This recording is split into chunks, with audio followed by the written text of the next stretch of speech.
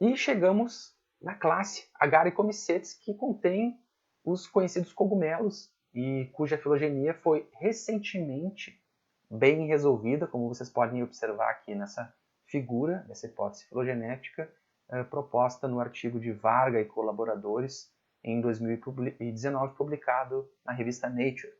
Então, essa filogenia que vocês estão visualizando, ela contém 5.284 espécies, ou seja, cerca de 26% das espécies da classe Agaricomycetes.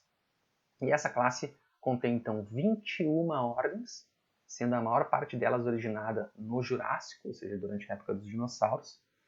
E destas 21 ordens, a ordem Agaricalis é a mais diversa, com cerca de 13.000 espécies em 31 famílias e predominantemente ocorrendo em angiospermas. Então, nessa e na próxima aula eu vou lhes apresentar os principais clados da classe Agaricomycetes, focando nas espécies mais conhecidas no mundo e também nas espécies nativas do Rio Grande do Sul. Então, a classe Agaricomycetes, ela apresenta, né, esse estudo de vários colaboradores mostra isso, apresentou uma alta diversificação no Jurássico, como vocês podem visualizar aqui nesse gráfico, no início do Jurássico, cerca de 180 milhões de anos atrás, coincidindo justamente com a quebra daquele supercontinente chamado Pangaea e o início, né, o começo de um ciclo úmido e quente que teve a expansão das florestas subtropicais de gimnospermas. Então, nesse gráfico abaixo, a gente consegue ver a proporção de angiospermas em azul, gimnospermas em vermelho, justamente nessa época que teve uma grande diversificação de Agaricomycetes. Era uma época que havia uma preponderância de espécies de angiospermas no planeta. E, ao mesmo tempo, também, nesse gráfico acima, nós temos a taxa de extinção, apresentaram uma alta taxa de extinção nesse limite entre o Jurássico e o Cretáceo, que também era um limite, um momento de flutuações nas condições, né, edáficas, né, de solo, e era uma flora mais estável. Mas, interessantemente, não houve uma evidência de extinção em massa em fungos dessa classe no evento de extinção em massa que ocorreu justamente no limite Cretáceo-Terciário, né, a grande extinção que causou a extinção dos dinossauros, através da queda de um asteroide, né, que é conhecido esse evento de extinção como o evento KT, e que causou a extinção de grande parte das plantas. Justamente isso pode ter facilitado a manutenção dos fungos, que então decompuseram essa grande quantidade de material morto, né, como achado então em picos no registro fóssil. E essa classe, ela historicamente, a classe Agaricomycetes, era classificada em dois grupos, Gasteromycetes e Hymenomycetes. Esse sistema, então, atribuído ao micólogo Elias Magnus Fries, é um importante micólogo, sendo esse sistema, por muito tempo, então, conhecido como sistema friesiano. Então, o grupo Gasteromycetes, que o Fries delimitou, era gastro, oriundo do grego estômago, e nesse caso, então, os basidiósporos, eles permaneciam, né, dentro do basidioma, necessitando, nesse caso, de algum estilo mecânico ou algum agente externo para liberar esses basidiósporos. Então, o himênio não era visível no momento da liberação dos basidiósporos. E eram compostos pelos fungos chamados fungos mal cheirosos, as estrelas da terra, bolotas da terra, e os ninhos de passarinho, que todos nós vamos ver nessa e na próxima aula. E o segundo grupo, Hymenomycetes, seria então espécies com basídeos e basidiósporos produzidos no himênio exposto. E os basidiósporos seriam forçadamente ejetados. E são compostos, então esse grupo era composto por fungos em formato clássico de chapéu, né, de cogumelos. Mas hoje nós sabemos que, através de estudos moleculares, que esses dois grupos são artificiais, né, e que essas formas aqui que ele delimitou, na realidade, estão distribuídas ao longo de toda a filogenia de Agaricomycetes. Então, eu vou apresentar algumas das ordens dos clades. Não tem como apresentar todos para vocês, então eu vou focar então nas mais conhecidas e nas que têm representantes no Rio Grande do Sul. Uma ordem muito interessante é a ordem Auricularialis. Ela apresenta cerca de 200 espécies em 32 gêneros e 6 famílias. Os basidiocarpos, em maioria gelatinosos, então no inglês são conhecidos como jelly fungi, com poucas espécies corticoides ou clavarioides, como a gente pode ver aqui em Tremelodendropsis. Então os basídios são septados, são fragmobasídia, como vocês podem perceber aqui, onde cada compartimento vai produzir um esterigma e, portanto, um basidiósporo. E são saprofíticos, maioria causando podridão e poucos deles encontrados no solo. E uma das espécies mais conhecidas, né, o gênero Auricularia, Auricula jude, que é uma espécie comestível muito comum na culinária chinesa. Então aqui eu trago para vocês um vídeo muito legal, um vídeo feito pela professora Maria Alice Neves, uma das grandes micólogas no Brasil, professora da Universidade Federal de Santa Catarina, lá numa reserva que eles recentemente adquiriram em Santa Catarina, explicando um pouco sobre o gênero Auricularia.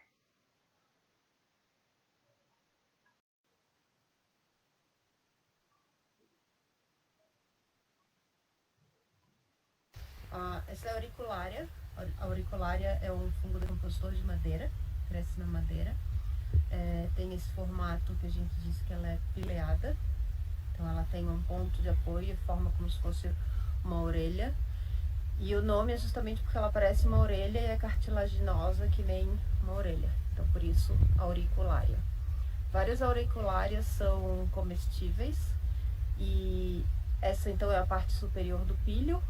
A parte inferior é o que a gente chama de himenóforo, que nesse caso é liso, e é onde são produzidos os esporos sexuais. Nas auriculares, quando a gente corta e observa no microscópio, se a gente cortar nesse sentido, a gente vê uma camada de hifas que forma a superfície superior do píleo, uma camada contendo os basídios, que são fragmentados, septados, e que forma o himenóforo, e no meio uma camada mucilaginosa que retém água e mantém a umidade do basidioma. E se a gente, quando coleta uma auriculária, se a gente fricciona levemente, a gente consegue separar essas duas camadas e, inclusive, fazer um balão com ela.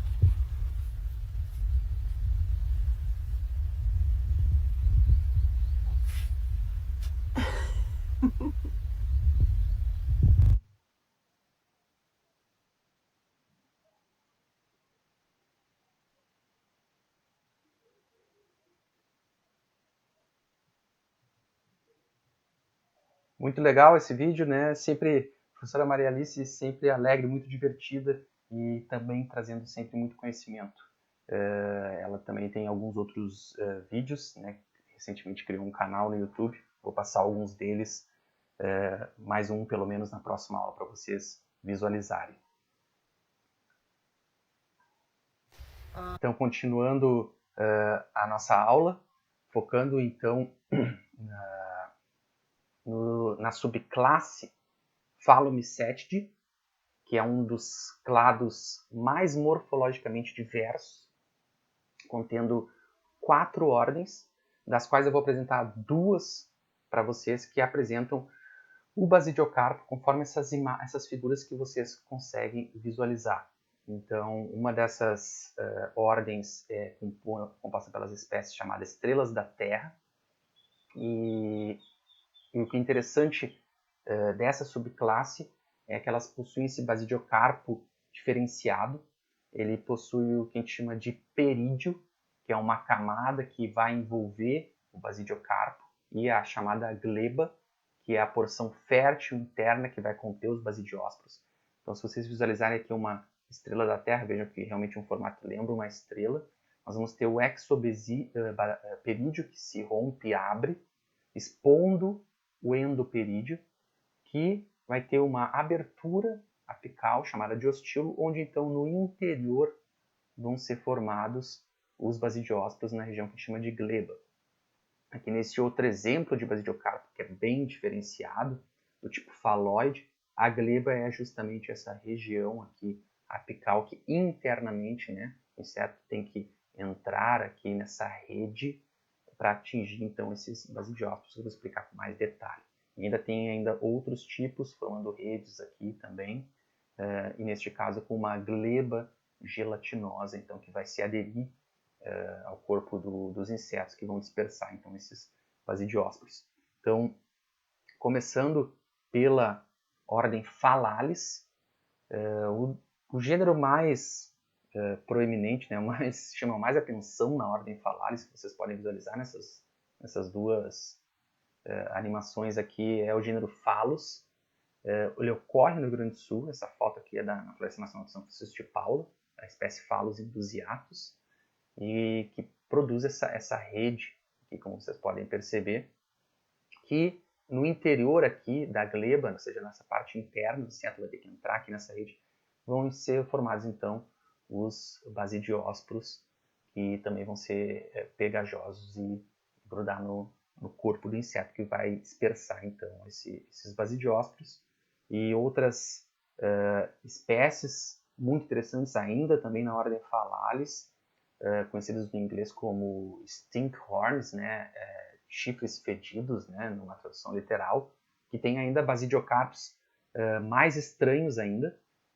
A gleba ela tem um odor fétido, semelhante a carne podre, que vai atrair moscas e outros insetos para ajudar justamente na dispersão, né, sendo que a gleba, né, os basidiósporos, são gelatinosos e grudam então no corpo dos insetos. Uma das espécies mais conhecidas é Clathus archeri, que é chamada de Octopus stinkhorn, então é o chifre fedido octopus, aqui lembrando um polvo, ou também chamada popularmente de Devil's Finger, né, o dedo do diabo.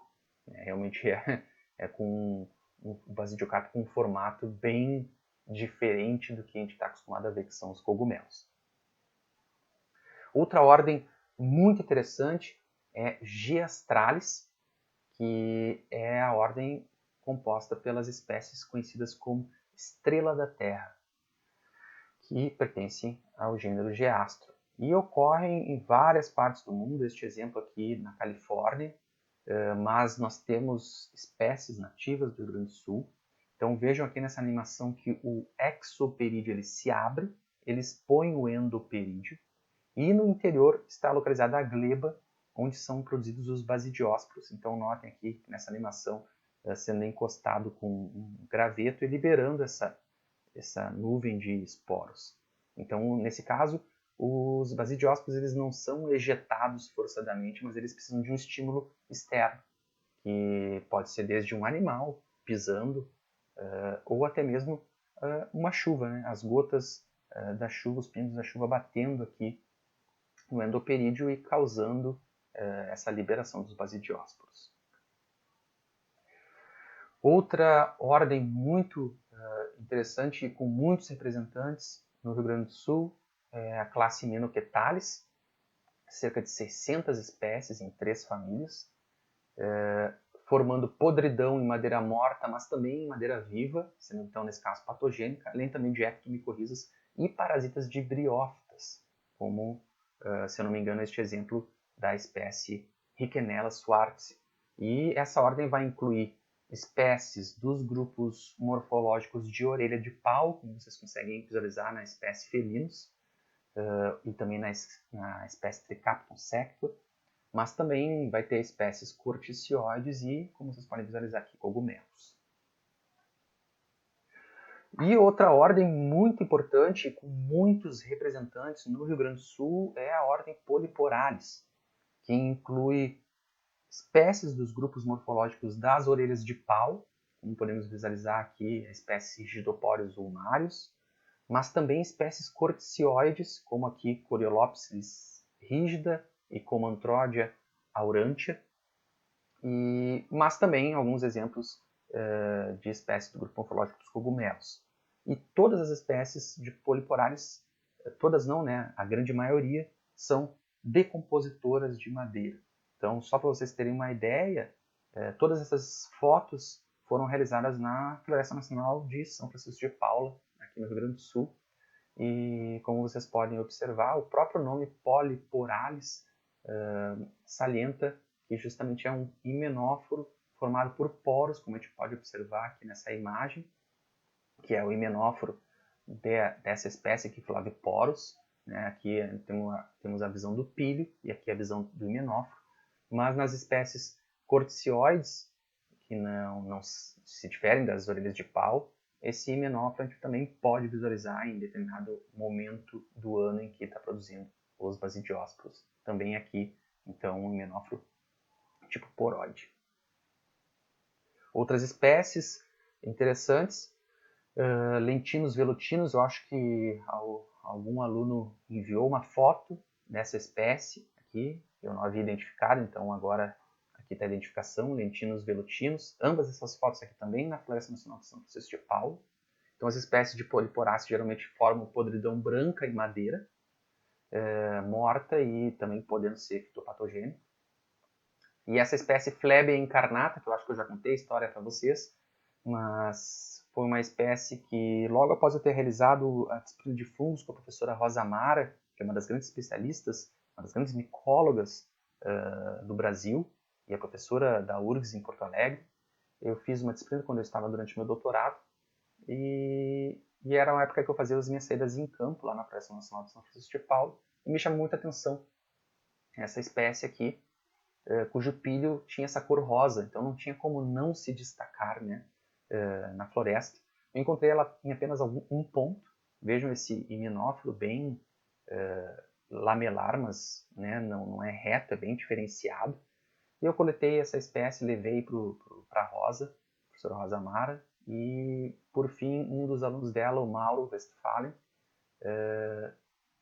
produziu um artigo científico. E essa espécie se tratou do primeiro registro dela para o hemisfério sul do planeta. Então ela era conhecida apenas para o hemisfério norte, se não me engano, apenas nos Estados Unidos. E então foi registrada aqui no Brasil. Então também um registro de uma espécie nova para o Brasil. E vejam que interessante.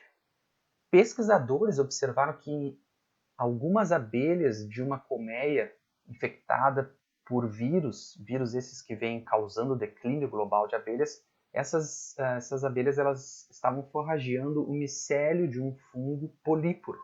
Essa imagem aqui está um pouco pequena, mas são várias abelhas então que foram observadas forrageando o micélio desse fungo políporo.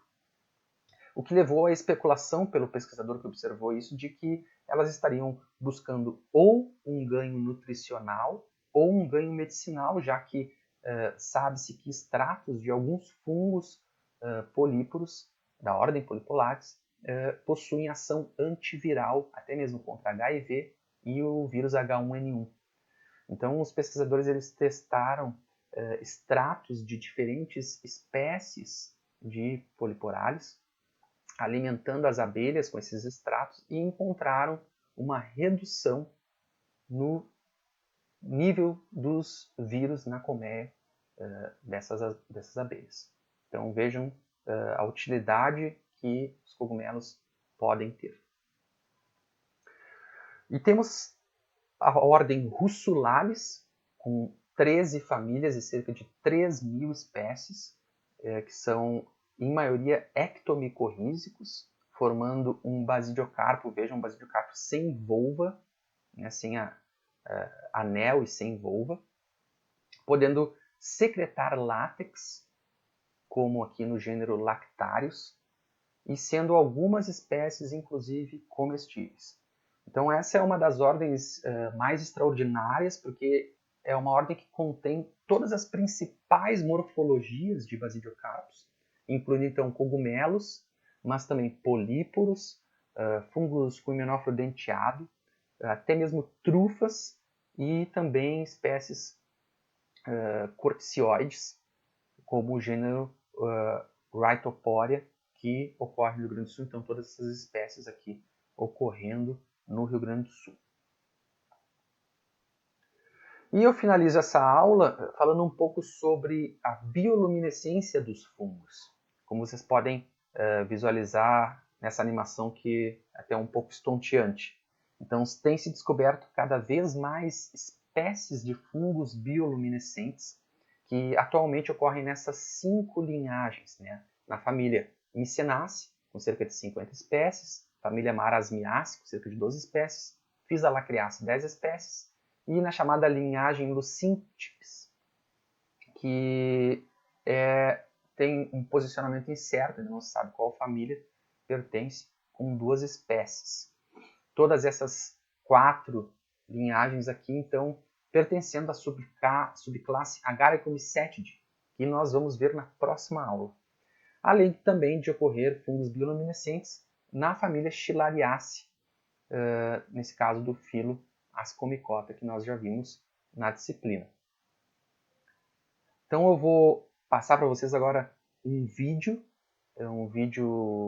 feito pela revista FAPESP, de São Paulo, explicando com mais detalhes os fungos bioluminescentes e as pesquisas que vêm sendo desenvolvidos sobre esse tema.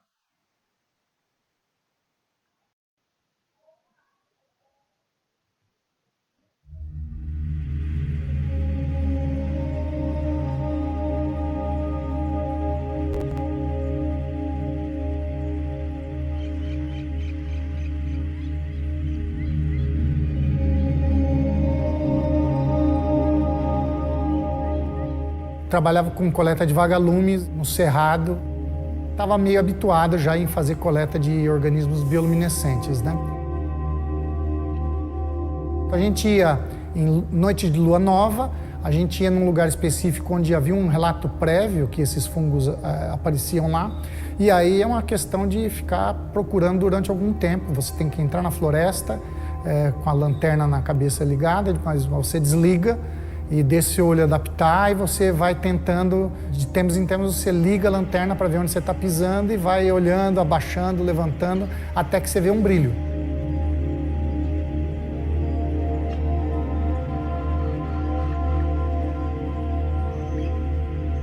Há um relato de 1840 de um naturalista inglês, George Gardner, que ele andava pelo norte do Brasil, antigo estado de Goiás, hoje em dia Tocantins.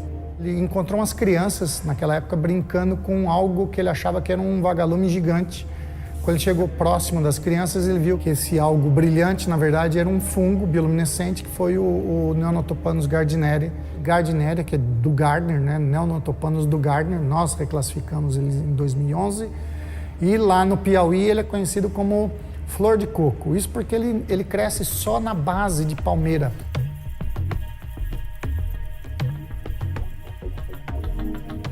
Sempre as pessoas perguntam como ele emite luz. Em 2015, a gente está muito próximo de descobrir qual que era a molécula, enfim, que estava relacionada com isso.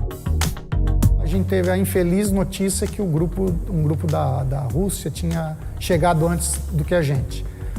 Só que, no final, tudo acaba bem, né? A gente acabou fazendo uma boa colaboração com esse grupo, o mesmo grupo que tinha descrito a luciferina, e juntos nós descrevemos todo o mecanismo em colaboração com eles, né? Rafael Dubois, que criou isso também no século XIX, o termo luciferina e luciferase. Luciferina seria, na verdade, a enzima, e luciferase seria o substrato. Quando você coloca substrato e enzima juntos, emite luz. O que a gente conseguiu detectar e consegue detectar nos experimentos é uma molécula anterior a que dá a luciferina, que chama-se hispidina. A hispidina é produzida a partir de ácido cafeico. Em uma etapa ela é produzida por uma enzima chamada policetídeo sintase. Em mais uma etapa, que é uma hidroxilase, você produz a luciferina. Aí a luciferina reage com a luciferase, dá luz e forma o que a gente chama de oxiluciferina. Aí a oxiluciferina é regenerada a ácido cafeico por uma outra enzima, e com isso a gente fecha o ciclo. Então, a pequena quantidade de ácido cafeico que entra no sistema consegue produzir muitas moléculas de luciferina e regenerar esse ciclo. A gente iniciou uns trabalhos ecológicos sobre a função de bioluminescência desses fungos na floresta, né? Com isso a gente colocou uns cogumelos de resina acrílica, que a gente mesmo fabricou, e colocou um LED embaixo. Nós cobrimos esses cogumelos de resina acrílica com uma cola inodora. E aí nós coletamos as espécies de artrópodes, insetos e aracnídeos, nas armadilhas, vamos dizer assim, luminosas de acrílico e as controle. Isso levou a um artigo, foi capa do Current Biology em 2015, em março de 2015, onde a gente propõe que a bioluminescência sirva para atrair artrópodes para disseminação de esporos. Todos os insetos que foram atraídos e foram coletados nesses experimentos da resina acrílica, do cogumelo falso de resina acrílica com LED, todos eles, é sabido da literatura que eles enxergam luz verde, então eles foram atraídos pela luz com certeza. O odor também é um fator forte para atrair, mas o odor depende da direção do vento.